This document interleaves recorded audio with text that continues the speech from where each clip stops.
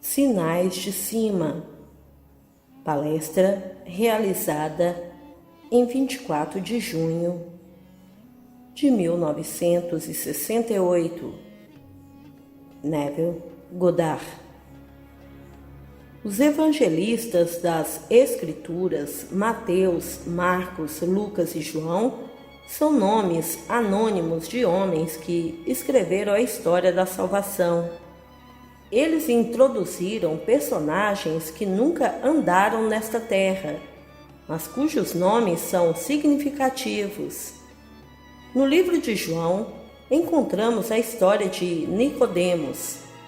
Ora, Nicodemos não é mencionado em nenhuma outra parte da Bíblia ou em nenhum registro histórico da época. Então vemos que Nicodemos não foi introduzido para algum propósito histórico. A palavra significa conquistador do povo, tudo vitorioso. Nicodemos era um fariseu, um membro muito instruído do Sinédrio, que era o conselho supremo dos judeus no tempo do Novo Testamento, tendo jurisdição religiosa, civil e criminal. Nesse caso, Nicodemos deseja interpretar as Escrituras e julgar suas descobertas. A tradição diz que Nicodemos era o terceiro homem mais rico de sua época. Assim, vemos que ele não apenas aprendeu, mas muito rico. Observando todas as regras da ordem rabínica, Nicodemos procurou Jesus à noite, pois não queria ser visto na companhia de alguém que, de acordo com a Escritura, não tinha educação por padrões conhecidos pelo homem. Ao vir a Jesus durante a noite e reconhecê-lo como professor, Nicodemos disse: Rabino, sabemos que você é um professor que veio de Deus, pois ninguém pode fazer esses sinais a menos que Deus esteja com ele. Jesus então respondeu em forma de diálogo, dizendo: em verdade vos digo, que se não nascer de cima, não pode entrar no reino de Deus. Nicodemos então disse: como pode um homem que é velho entrar no ventre de sua mãe pela segunda vez e nascer? Para isso, Jesus respondeu: você, professor de Israel, e você não entende? Eu lhes digo, a menos que você nasça do alto, você não pode entrar no reino de Deus. O que é nascido da carne é carne, e o que é nascido do Espírito é espírito.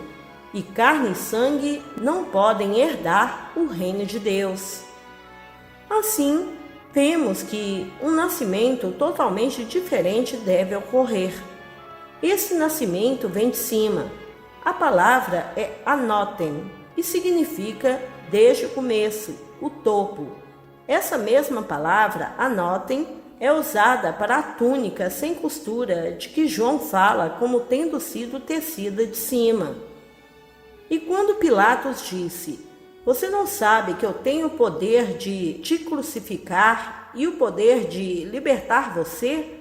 Jesus respondeu: você não tem poder sobre mim, se não for dado a você de cima. Anotem é traduzido acima.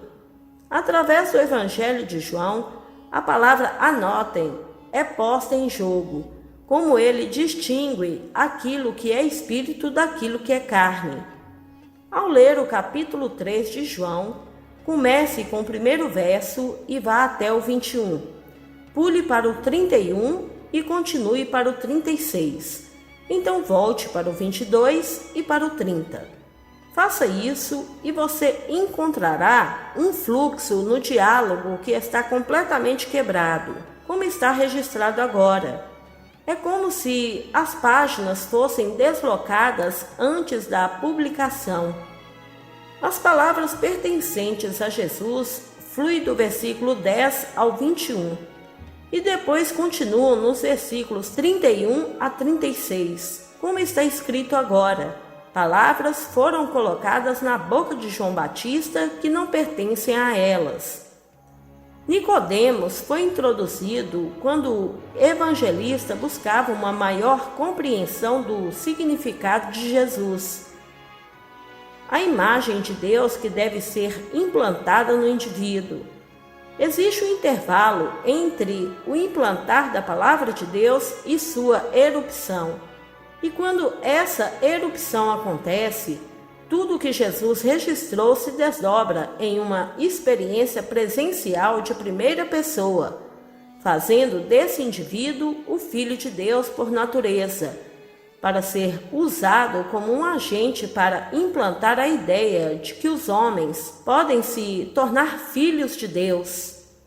Aquele que é implantado contém dentro de si todo o plano de redenção, que leva um período de 30 anos para irromper no nascimento do indivíduo a partir de cima. Vamos agora nos voltar para o livro de Lucas, onde está registrado que o Espírito Santo virá sobre você e o poder do Altíssimo o cobrirá. Portanto, o filho que nascerá será chamado Santo, o Filho de Deus. E Paulo nos diz que o poder do Altíssimo é Cristo Jesus. Qualquer um que nascer 2 vezes pode ser usado como um agente para o poder criativo do Altíssimo. Pode não haver consciência disso no nível superficial, mas uma impregnação sobrenatural deve ocorrer e leva 30 anos para a criança, o símbolo do nascimento espiritual ocorrer. Você entrou neste mundo de pecado e morte para a impregnação e o último afastamento disso. Enquanto você está aqui, você pode possuir todos os tesouros, ter seu povo adorando e te adorando, se esse é o seu desejo. Quando você sair, você simplesmente assumirá um novo corpo em um mundo terrestre como este, para continuar sua jornada de escravidão.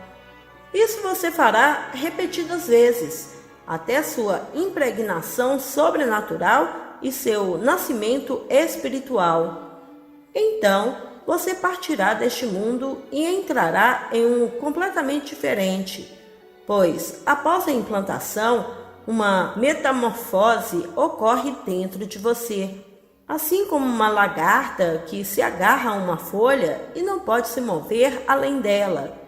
Aquilo que sai de você quando você nasce de cima é maior que a borboleta pintada.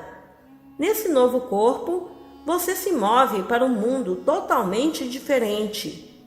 Agora, no 3º capítulo de João, as palavras colocadas na boca de João Batista no verso 22 são realmente um diálogo entre Jeová e Nicodemos, o vitorioso.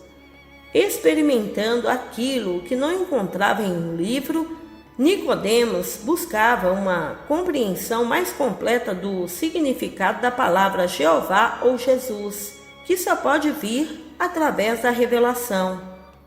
Agora, se Nicodemos fosse parte da história secular, ele seria mencionado em outro lugar. Mas a Bíblia não é escrita sobre a história física, mas sobre a história sobrenatural da salvação. Não havia menino chamado Jesus que nasceu de uma mulher chamada Maria. Ao andar na terra e responder ao seu nome físico, você concebe o Espírito e é nascido sobrenaturalmente.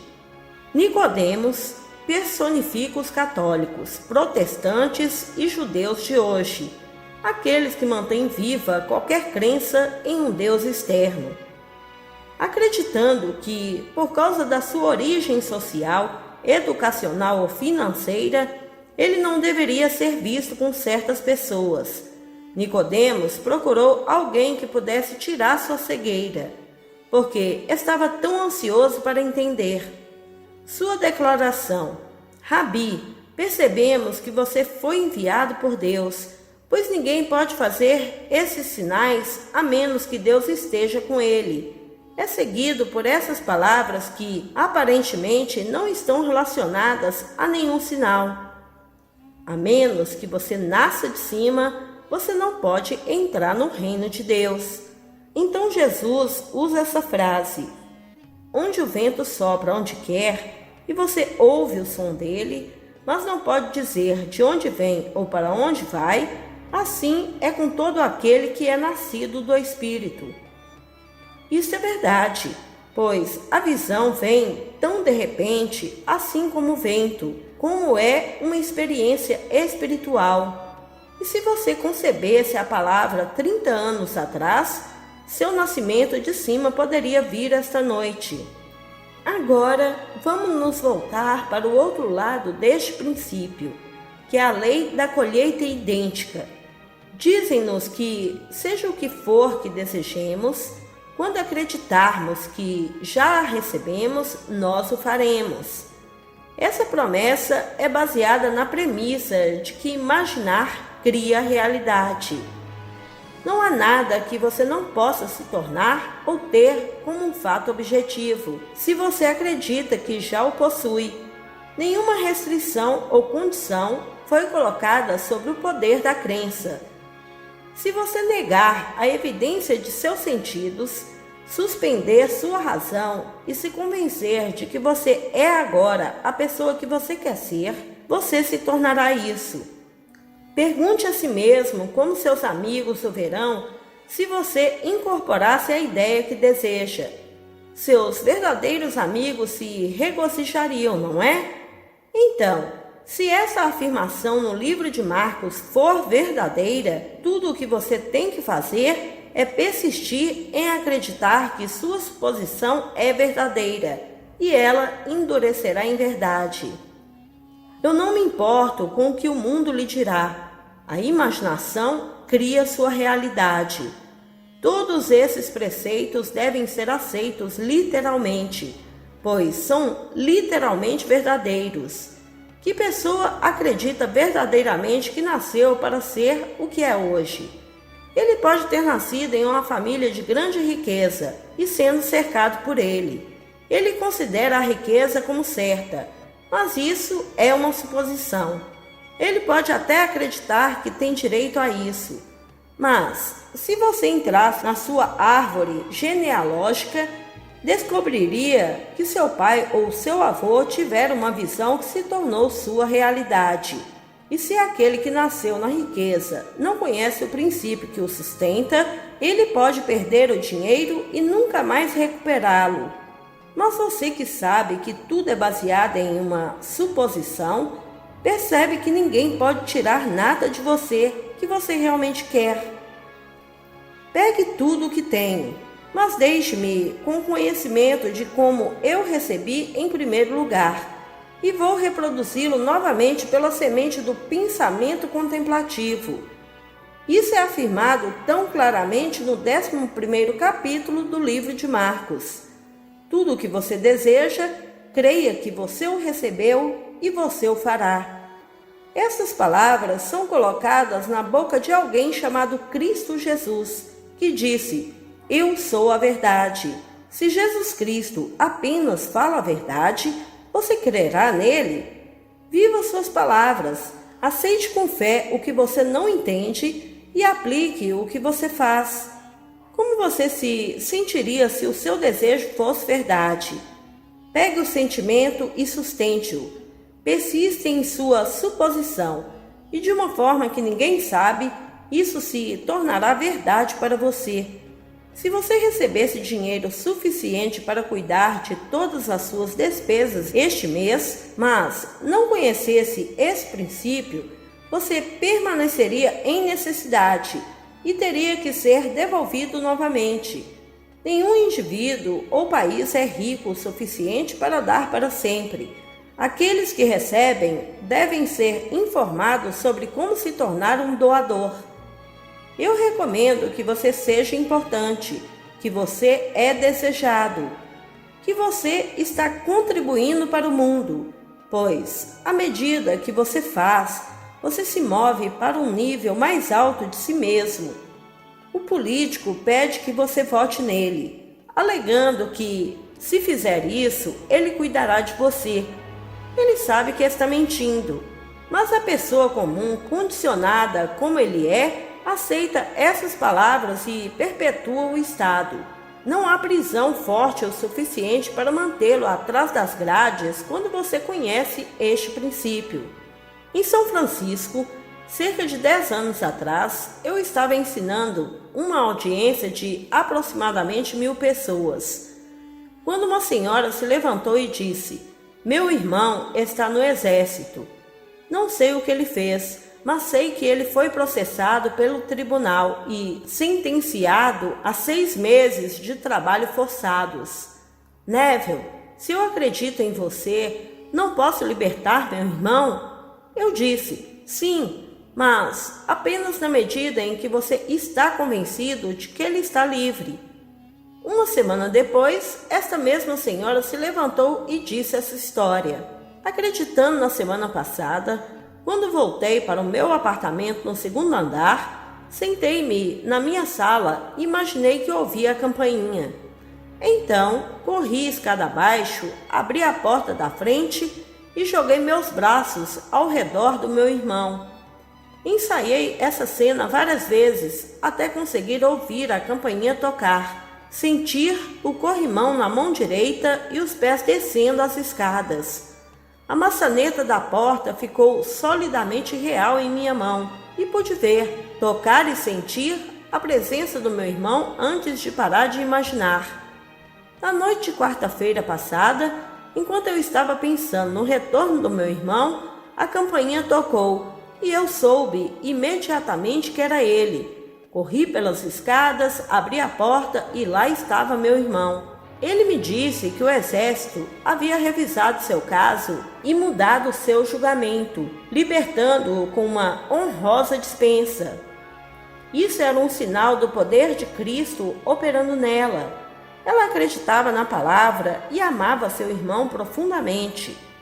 Desejando seu amor para ser livre como o vento, ela o liberou e, de uma maneira que ela não podia racionalmente analisar, ele, quem ela amava, foi libertado. Você pode pensar que não estava certo, mas quem pode dizer o que é certo e o que é errado? Existem apenas 2 coisas que desagradam a Deus. Um é comer da árvore do conhecimento do bem e do mal, julgando o que é certo e o que é errado, e o outro é a falta de fé em si mesmo. Se você não acredita que você é espírito, toda a imaginação, você permanece onde está e sente falta do seu objetivo na vida. Você deve acreditar que você se tornou seu físico, com todas as suas fraquezas e limitações, que você se esvaziou e assumiu a forma de um escravo, tornando-se escravo de suas paixões e ambições. Mas antes que você fizesse isso, você era um com Deus. Então, você se esvaziou de suas qualidades divinas e assumiu a fraqueza da carne, tornando-se humana. Diga a si mesmo e a si mesmo sozinho: se eu não acredito que eu sou Deus, eu morrerei em meus pecados por perder meus objetivos na vida. Então devo começar a acreditar agora.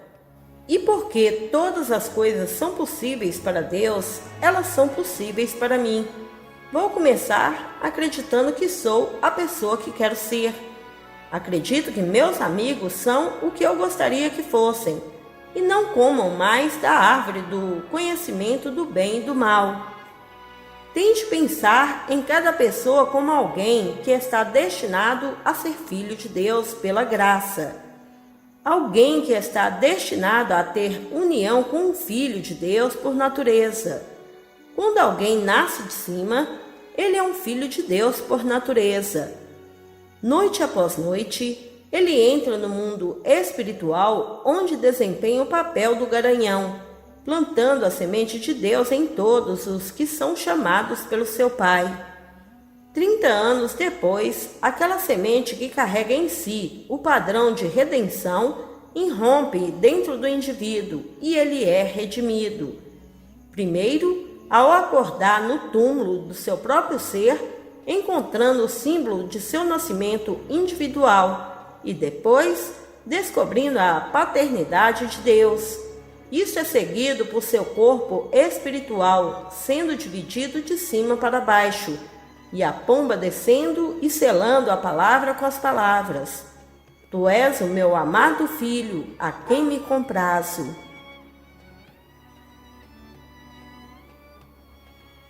Amado irmão, se você ainda não é inscrito em nosso canal, se inscreva, ative o sininho de notificações e compartilhe esse vídeo com nossos irmãos a terem esse conhecimento. Sugiro a todos que adquirem os 7 livros em um de Neville Goddard, para que possam se aprofundar verdadeiramente nesses conhecimentos. Devemos ter esse livro juntamente com a nossa Bíblia cristã.